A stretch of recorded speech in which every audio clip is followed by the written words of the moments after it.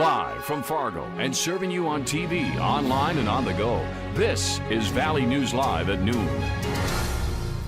New for you at noon, a bizarre crash in South Fargo has crews searching for a driver of a flipped box truck. The call came in around 6:30 Labor Day morning to the 2500 block of 9th Avenue South by the Avalon Event Center. It appears the truck hit a pole and then the driver ran from the scene. No other information is available at this time. Now, a little bit of a chilly start this morning to Labor Day, but will it warm up at all? Well, let's check in with meteorologist Lisa Green. Well, it really has been a struggle to see those temperatures rise. And in fact, it's really not risen much here in the valley when we're factoring in some wind too that's out of the north, not too strong.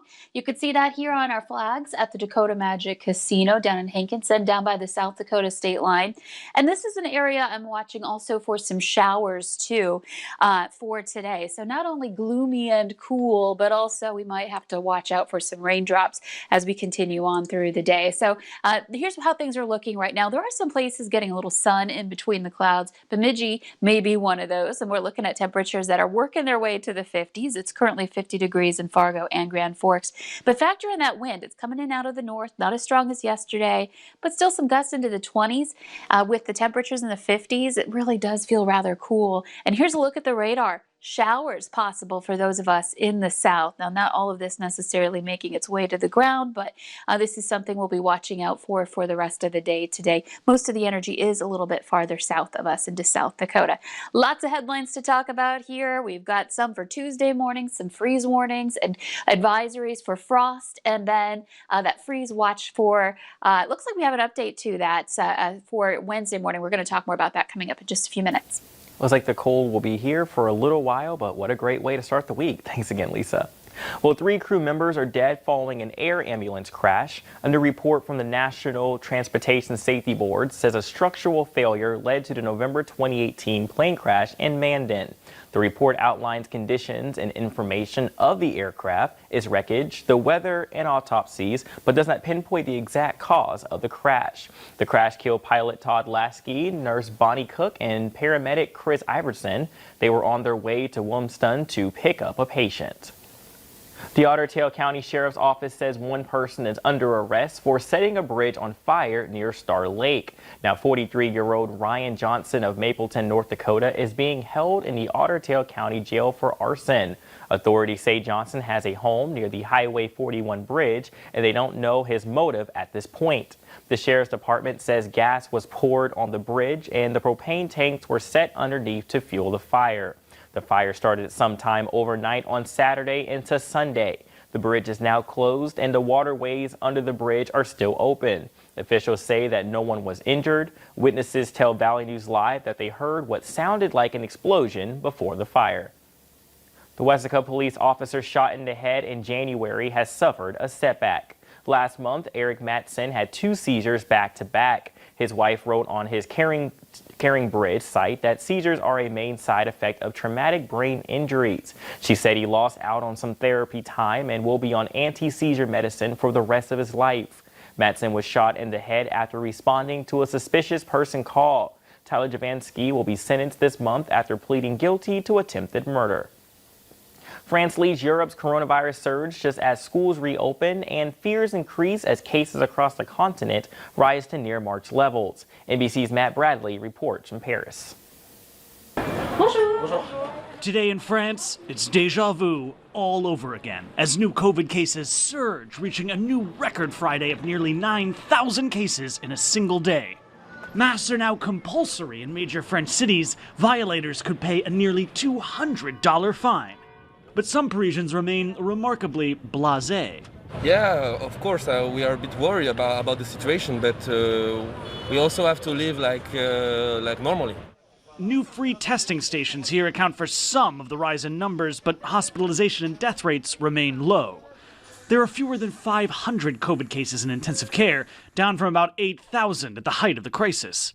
The infected are mostly young, showing mild or no symptoms, a trend reflected across Europe. Young people beginning to understand that it's a real thing for everybody, not just for old people. And this time, France won't stop. French President Emmanuel Macron is ruling out a fresh lockdown. People are going back to work and schools have reopened, but 22 shut down almost immediately last week after outbreaks. American Jake Lippert, whose family lives in France, had been eager to get back to class. Originally, I was kind of excited to be able to see my friends again, but yes, now that the cases have been kind of surging, it does feel a little bit less sure. His mother Kim is also worried and confused. We wear masks absolutely everywhere we go, and we're trying to do everything we can to be safe, but it feels like we are walking into the unknown. And it's not just Europe. India surpassed Brazil as the second worst afflicted country in the world. But both of those countries are still far behind the global leader in this pandemic, the U.S.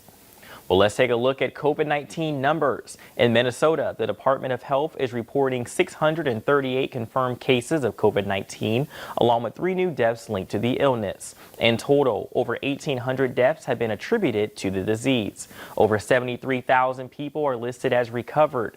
In North Dakota, there are 171 new cases in the state. The death toll remains at 156. The active case count is up to 2,565. Drug makers working to create a coronavirus vaccine report they plan to issue a public statement ensuring the safety of their vaccines. Moderna, Pfizer, and AstraZeneca are already testing their vaccine candidates in phase 3 trials. Many people, including some of the nation's top health care experts, have questioned the safety and research backing the vaccines. So far, Pfizer, Moderna, and Johnson & Johnson have committed to releasing the statement that they will not seek government approval until enough data has been collected to ensure the drugs are safe and effective. In consumer alert, Korean automakers Hyundai and Kia are recalling more than 591,000 vehicles in the U.S. to fix a brake fluid leak that could cause engine fires. The recalls cover more than 440,000 Kia Optima midsize sedans from 2013 through 2015 and 2014 and 2015 Kia Sorento SUVs. 151,000 Hyundai Santa Fe SUVs from 2013 to 2015 are also included in the recall. The automakers say brake fluid can leak inside a hydraulic control unit for the anti-lock brakes, possibly causing an electrical short that can lead to fires. Hyundai is aware of at least 15 fires due to this defect, while Kia knows of 8. No injuries have been reported. Kia's recall will start October 15th, Hyundai's October 23rd.